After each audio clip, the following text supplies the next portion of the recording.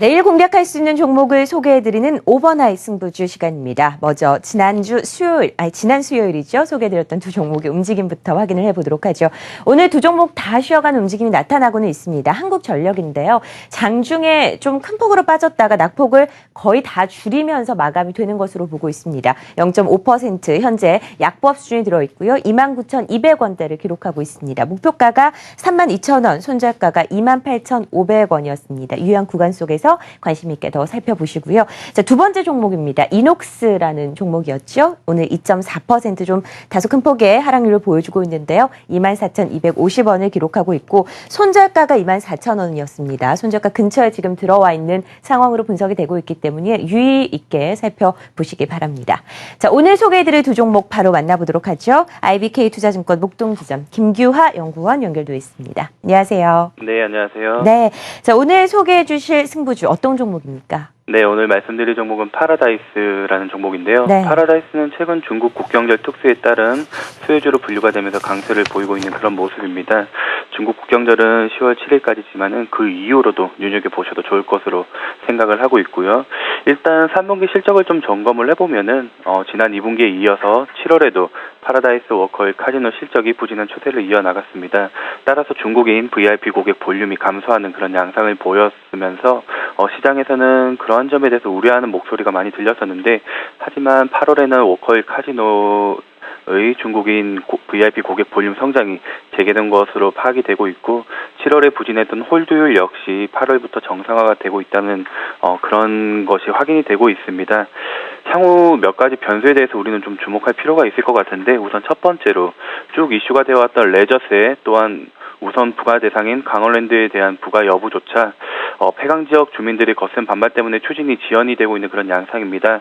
따라서 레저세에 대한 논의는 다소 수그러드는 그런 상황이고요. 두 번째로는 일본 카지노 합법안 법안입니다. 과거 싱가포르 사례를 봤을 때 빨라야 2020년 오픈이 현실적인 전망이다, 이렇게 좀 볼 수가 있겠고, 따라서 우리나라 카지노주에 대한 전망은 긍정적이다, 이렇게 볼 수가 있겠습니다. 따라서 목표가는 단기적으로 3만원, 그리고 손절가는 23,000원 제시해드리도록 하겠습니다. 오늘 가장 특징적인 종목 중에 하나였습니다. 카지노 관련주 가운데 파라다이스를 오버나잇 승부주로 먼저 만나봤고요. 두 번째 종목 바로 확인해보죠. NH농협증권 수원지점 신남선 팀장 연결돼 있습니다. 안녕하세요. 네, 안녕하십니까. 네, 오늘 리홈 쿠첸 가지고 나오셨습니다. 중국과 관련해서 여러 가지 호재가 많은 것 같은데요. 투자 포인트 짚어주시죠.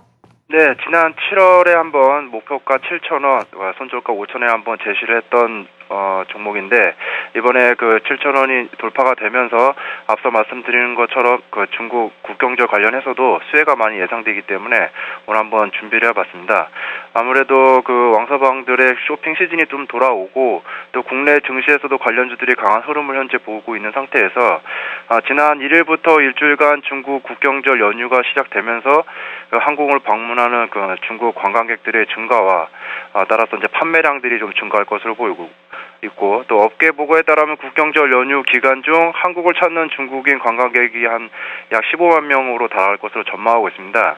이는 그 전년 대비해서 60% 이상 늘어나는 규모로 추산되고 있는데, 아무래도 올해 일본 방사능 파문 등으로 인해서 그 반사 이익을 받는 것 같습니다.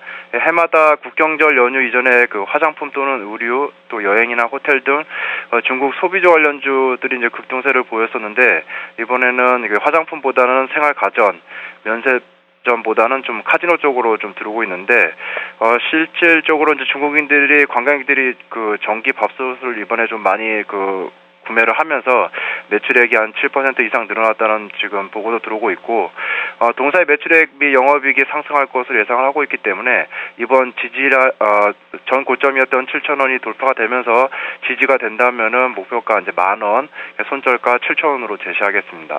이상입니다.